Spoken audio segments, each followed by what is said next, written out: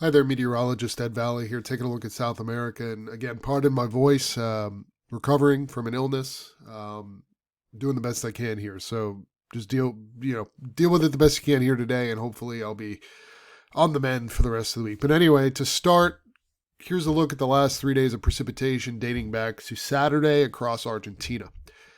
A lot of good moisture in production regions here. You see that? That includes northern Buenos Aires, most of central and southern Cordoba, and then even up north they did pretty well. So this has been a pretty good rainfall over the last 3 days, and you go back 7 days here, and you'll notice that most of this rain, to be honest, has fallen over the last 3 days.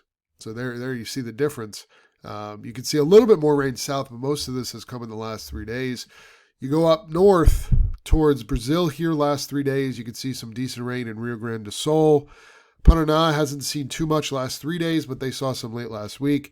Mato Grosso do Sul, decent rain. Goiás and parts of Mato Grosso, decent rain. You add 4 more days onto this, and you notice the difference in Paraná that it makes. As this data loads, you'll see this populate with significantly more in the way of rainfall. There you go. There you can see pretty much everywhere in Brazil has seen pretty significant rain over the last 7 days. And as we move forward, this is going to be the main focal point: is how do these rains verify in southern Brazil here for the week ahead. And then we're going to talk here about the extended range out into the middle and end of January and why models are doing what they are. I've gotten a ton of questions about it, so we're going to try our best to explain it in a reasonable amount of time. So here today, we're going to notice these thunderstorms start to bubble up here in a lot of Brazil, and they'll do it pretty much each and every day for the remainder of the week, slowly moving northward day by day. You notice by Thursday, not much happening in Rio Grande do Sul, whereas today and tomorrow there will be activity. And then as we head into Friday, you notice, again, everything's kind of shifting northward. It's really not doing much in Paraná. It's mostly northern Mato Grosso do Sul, Goiás, and Mato Grosso for Friday. So into the weekend here, you're going to notice more of the same. A couple better opportunities here or there in Mato Grosso do Sul, parts of Paraná, but a lot of Rio Grande do Sul and Argentina will be dry through the weekend. So you look at the totals through Sunday. Some of this has already fallen in Argentina and Rio Grande do Sul, but you notice where the rain is. Mato Grosso do Sul, Paraná, Sao Paulo, Goiás, you get the idea. Some parts of Rio Grande do Sul will see good rain here, as they did last night, today, and part of tomorrow before we dry out. The GFS, similar. Definitely Paraná northward. Going to see the bulk of that rainfall here for the week ahead. Again, stuff in Argentina. We did see all that good rain here recently, but again, we're kind of past the best rain here, at least through the next 5 days or so.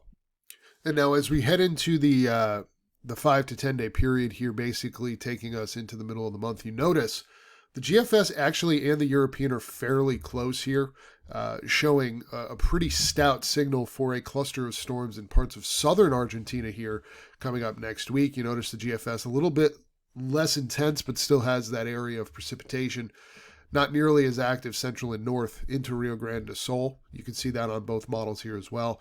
But again, the key here, Paraná northward, on all data, doing really well over the next 10 days. So that should ease the concern a little bit in that part of the world. But again, Rio Grande do Sul into parts of central and northern Argentina continue to be drier. But again, what did we just talk about? We just talked about the fact that they got decent rain here not more than a couple days ago. So they are seeing enough rain where that worst case scenario at this point is going to be hard to come by. But the key here as we move forward, the temperatures are going to be warming up. As in the 5 to 10 day here, you can see well above normal in parts of Argentina and Rio Grande do Sul. But what I find interesting here is the GFS continues to lean drier and warmer than the European. It starts in the 5 to 10 day. Here's the European, GFS. European, GFS. You see how the warmth is intensified on the GFS. Now let's look at the 10 to 15 day. Same type of deal. European, GFS. European, GFS. You see how the amounts are magnified on the GFS.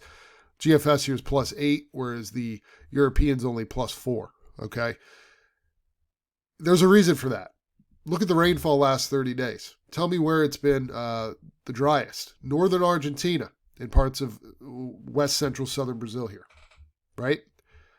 Look at where that issue is. Northeastern Argentina and southern Brazil. So look at Rio Grande do Sul, look at Corrientes. GFS, Euro. GFS, Euro. Even southern Paraná, Euro, GFS. See how that's warmer? That's related to the soil moisture. The GFS is likely too warm here and may even be a little bit too dry. Here's a look at the 10 to 15 day precip amounts. Let me pull up the European's interpretation quickly here for you. So here's the European GFS. European, dry or less dry. GFS, more dry. Again, probably related at least partially to this soil moisture issue. It's going to be warmer than normal, and we're going to be trending in the wetter direction here. How wet remains to be seen, but again, use the GFS ensemble with a grain of salt. There seems to be some biases due to this drier soil issue that I'm seeing. Now, I want to talk about this extended range real quick. I put this together here for us just to kind of go over things. To show the difference between the European and the GFS in the different periods. So pretty close this for precipitation, pretty close in the next 5 days. And the next, really, Argentina is pretty close on all the models, but like I mentioned here on the right, I think the GFS is too dry in some of these situations. Now, temperature-wise, you'll notice similar story. GFS is too warm. But again, the ideas are relatively close. You can argue that the European is fundamentally wetter here in the 10 to 15 day than the GFS in southern Brazil. But really, I just put this together to show you that the data is fundamentally largely on the same page. Okay, so why is that? And why is some of our data wetter and warmer, or excuse me, drier and warmer than others besides the soil moisture? Well, my job is to try to figure out why, right? We're seeing a GFS ensemble going into phase 1 of the MJO. The European, though, stays in phase 7 and 8. Phase 7, wet north in parts of Argentina, dry for some, and a decent bit wet in parts of southern Brazil. We're seeing that here this week. It was just wet in Argentina. It's going to be wet in southern Brazil here over the coming days. But look at phase 8. Notice how it gets wet again in Argentina and southern Brazil. But look at phase 8 temps. Notice the temperatures are not as warm as phase 1. Look at phase 1 temperatures. A lot warmer in Argentina. Phase 8, phase 1. You see that? And then look at the difference for precip. Phase 8 is wet, but look at phase 1.